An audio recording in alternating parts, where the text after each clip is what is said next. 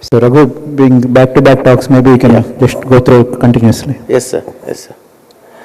Good afternoon, friends. Thank you, Dr. Shastri and Dr. Co-chairperson. Thanks for the organizers to giving this opportunity to share certain thoughts on the transradial procedures. There were quite a few talks in this session on transradial, so I did not want to go into mostly the theoretical aspects and the clinical trials. Dr. Giovanni will be dealing with them, the evidence for transradial. I would discuss a couple of common problems which we do encounter in the transradial procedures. Normally, when a person embarks upon the transradial procedures, about first 100 to 300 cases, they do have a common problem of the transradial spasm. So even for an operator who has completed, let's say about 1500 to 2000 procedures also, still radial artery spasm can be present in about 1 to 2% of the cases. So I would just dwell upon the prevention as well as the management aspects of the same. It's the most common problem early during the learning curve of the transradial procedures. And if we take the first 100 cases, it can be as high as up to 30%, but gradually, as the experience picks up, the incidence of radial spasm reduces. And if you look at this, the most common cause for crossing over from the radial to the femoral axis. So this is a very common problem, so I thought that we will dwell in it a little more in detail. So there are quite a few predictors. If they are there, then we might be alerted to saying that this person could possibly develop spasm. Young people tend to have more spasm because their arteries are more muscular and they are more spasm prone. Smokers, as we can all intuitively imagine, they have more spastic tendency, so smokers tend to have more spasm. Diabetics, women, especially women in the age of about 45 to 55, that's the age in which the women, and especially obese women, they tend to have little more spasm compared to a non-obese woman. Person who has got a small wrist, it is not necessary that a person who is thin only will have a smaller wrist. It is not like that. A person who is obese also can have a smaller wrist. So people who have a disproportionately smaller wrist compared to their body mass index, this is another group of people who tend to have a more spasm. Low body weight. So if you look at many of these things are you might think that how can a person who is obese with a small wrist as well as a low body weight. It depends upon various other parameters based on which spasm can be there. It's not just only, it is one of the few predictors, it's not the only predictor.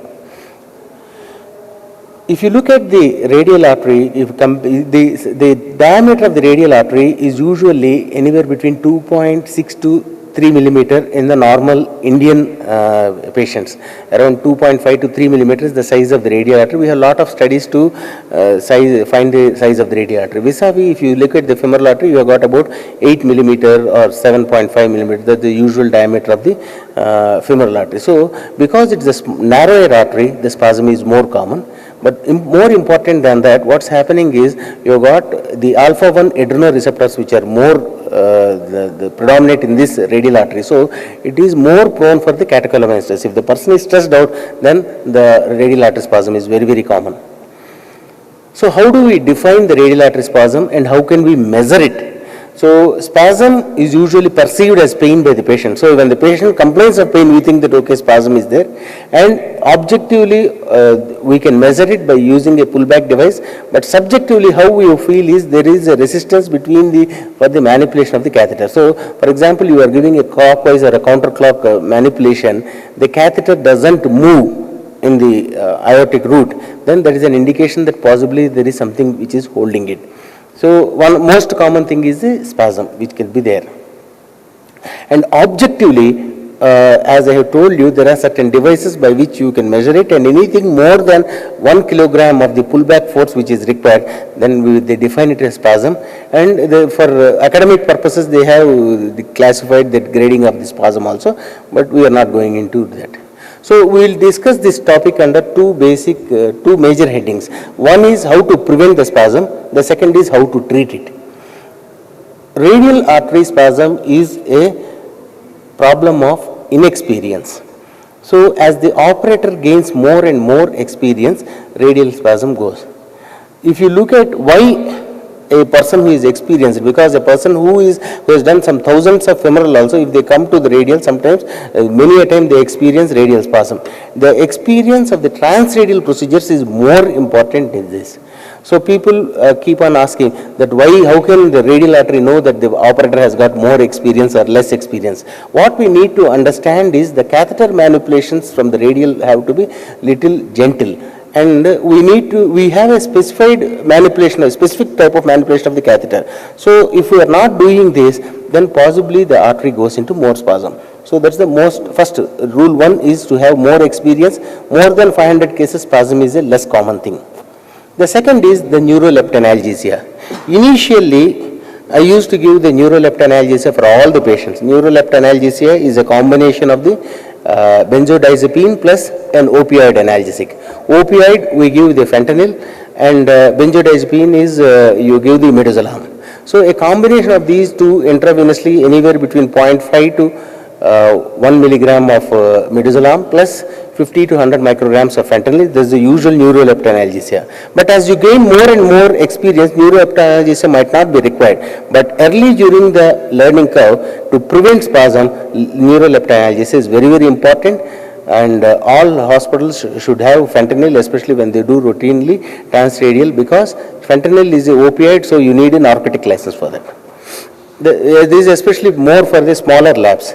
Then oxygenation.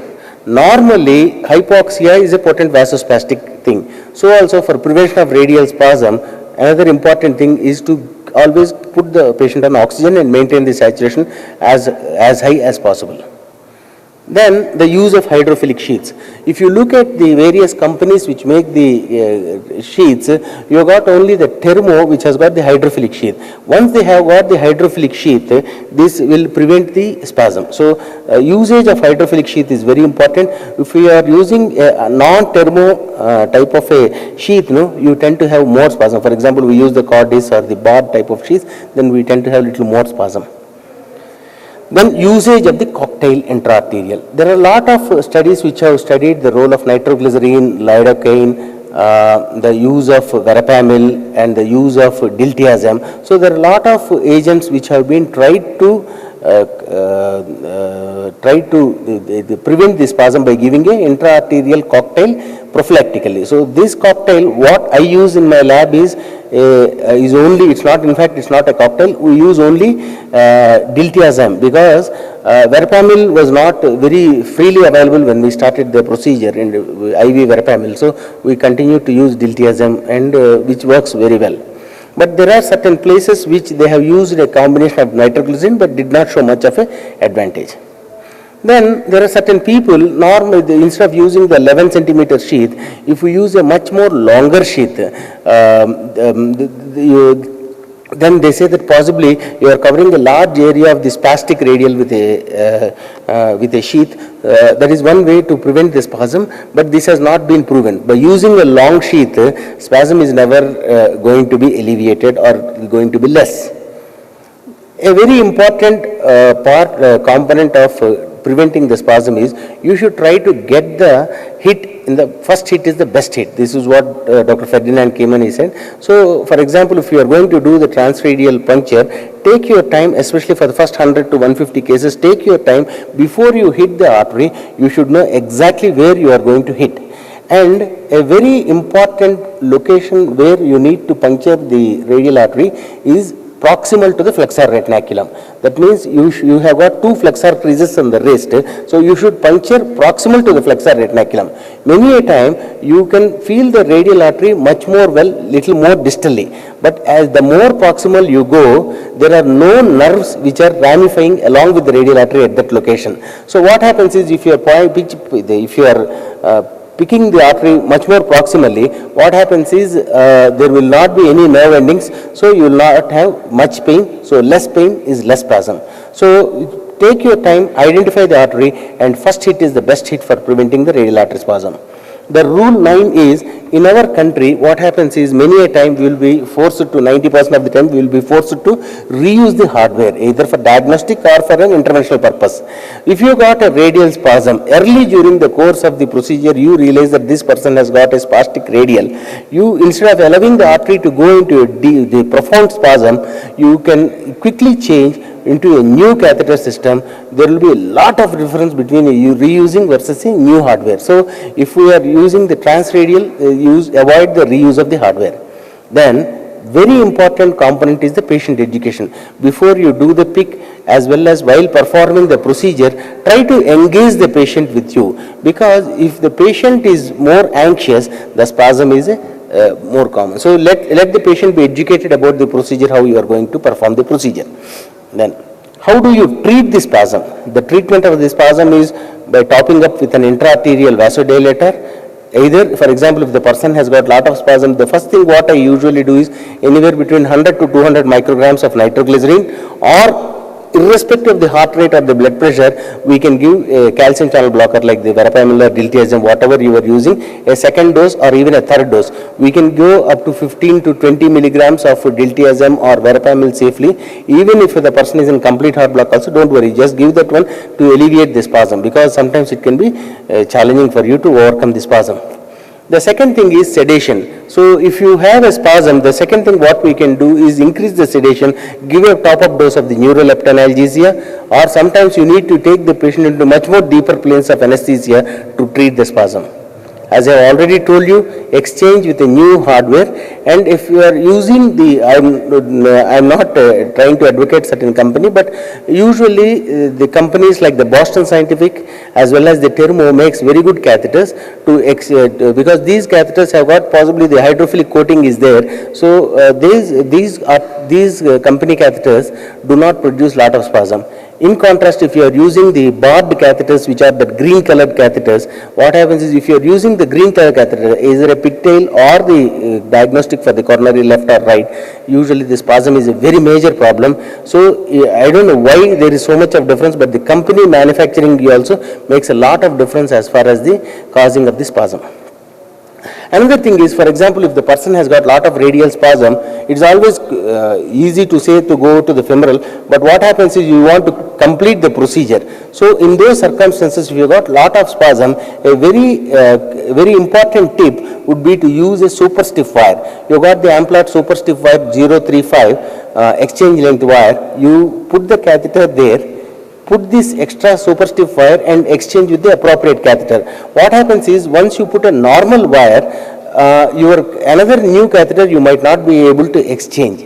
So to overcome the spasm, and sometimes the spasm is also provoked by the various loops in the subclavian or some other location. So because of these two reasons, what happens is you can use a super stiff wire, put the catheter down, and because of the super stiffness of the wire, you will be able to cannulate the coronary also very easily with the wire in situ. If all these measures, if you are not able to do, always call an experienced operator, because these are all manipulations make the job little different for the radial artery experience. So what happens is it is better to call an experienced operator in case we are not able to, if you are not able to overcome the spasm.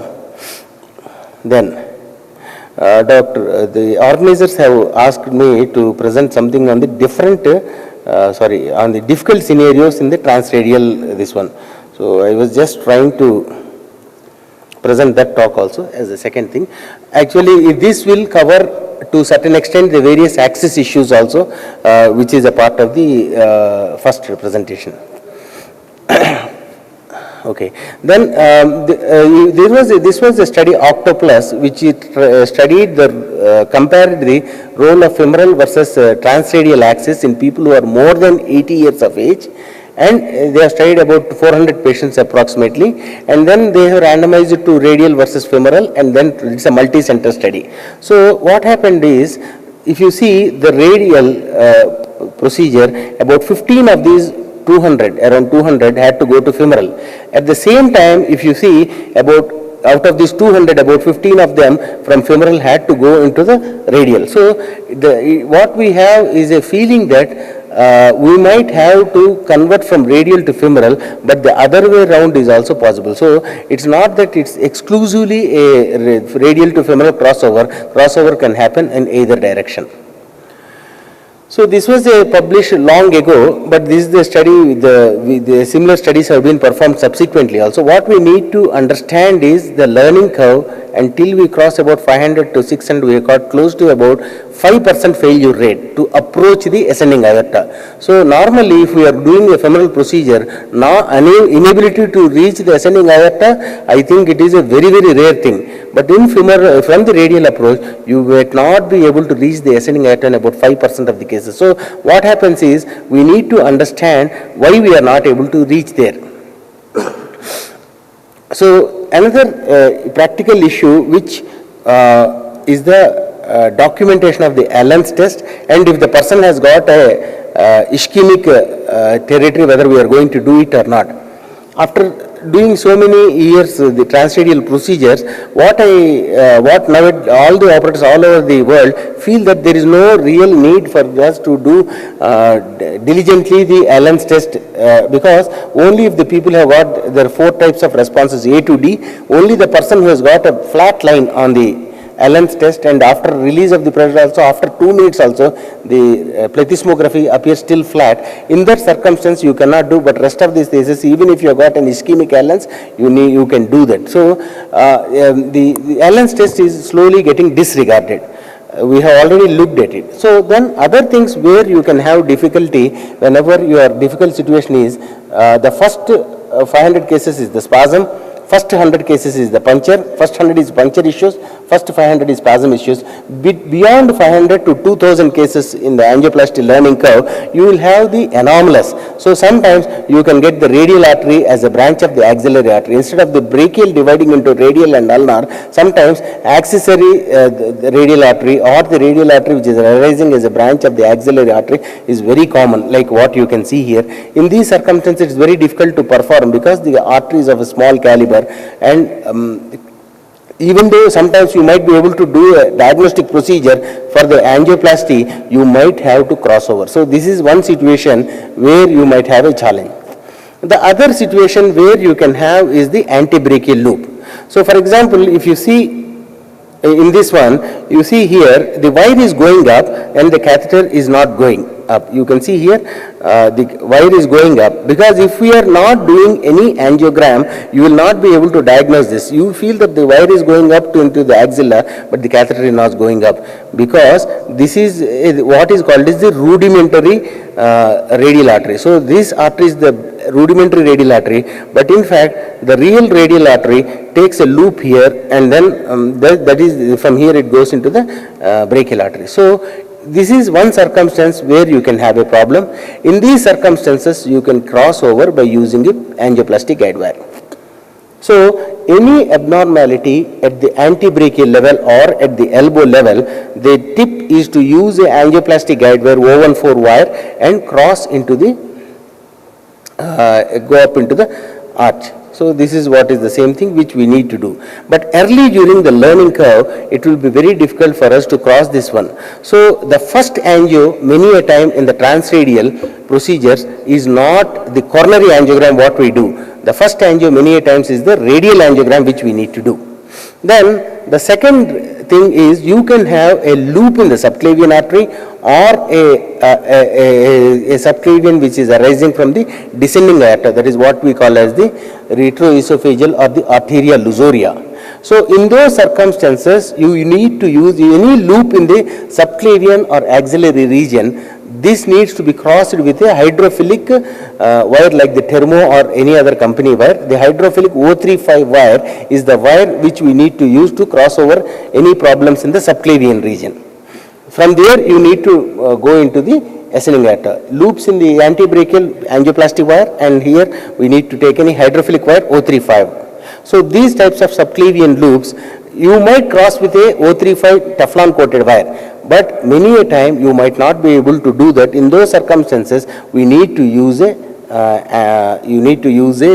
hydrophilic wire. You might ask me a question, why not use the hydrophilic wire from the beginning instead of using a Teflon wire, why not we use a hydrophilic wire for the transradial? What we need to understand is radial artery wall is very thin, so if you are using a hydrophilic wire, it is not the ideal choice of the wire because you can go subintimal and damage the artery. The other situation where you can have a challenge is after doing the angiography, patient wants to get an angioplasty done, or after doing an angioplasty, patient gets a stent thrombosis. In those circumstances also, many a time, almost more than 90% of the time, we can use the same side of the same radial artery. What we need to understand is we should not puncture distally, but we should always puncture proximal to the this one. I will take about 2-3 minutes more, sir. Thanks. And we need not be worried about the local bleeding complication.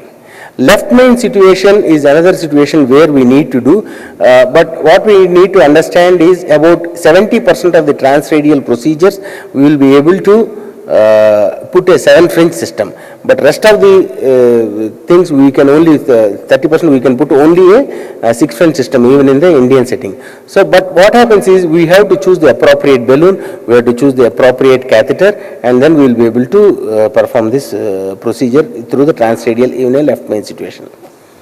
The other very common problem even for an experienced operator is a small aorta and a horizontal left main. So what happens is the aorta is very small, especially it happens in a small framed women. It is because the catheters, most of the catheters when we take the radial catheters, they are long tipped catheters, and then you need to do an active manipulation to reach the coronary artery, especially the left coronary artery. So you need to do a very active manipulation and then try to reach, just like a Judkins where the catheter gets cannulated on its own. So when the aorta is small, there is no space for the catheter to manipulate, or even if you turn, there is no space for the catheter to rotate. In those circumstances, this is one location where it is very difficult for us to do, and possibly you can go to a Judkins left 3.0 diagnostic or angioplastic catheter, but diagnostic 3.0 is sometimes very difficult to get in the cath labs, but the angioplastic catheter you can get in guide catheter JL 3.0 which you can use, or an EBU 3.0 also you can use. But many a time small framed horizontal left main, many a time we need to cross over to the femoral approach. So this is one difficult situation where we might not be able to do.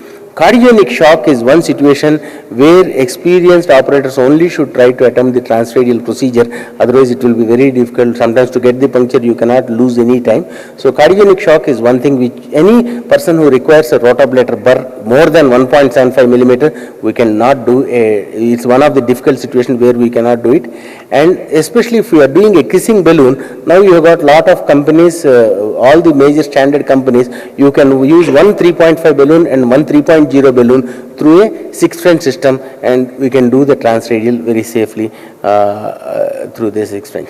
Venous graft interventions, it is now because especially if we are doing a Lima plus another venous graft, it is very easy unless we have got certain specified locations like the OM graft which is arising, which they have grafted quite close to the distal part of the ascending aorta. In that location it is very difficult to use, but rest of the grafts for the right as well as for the LAD or the diagonal venous graft or for the internal mammary, we can still do a transradial procedure. Only thing is the OM graft sometimes might be difficult. In that circumstance also you can use an AL2 catheter and perform the procedure.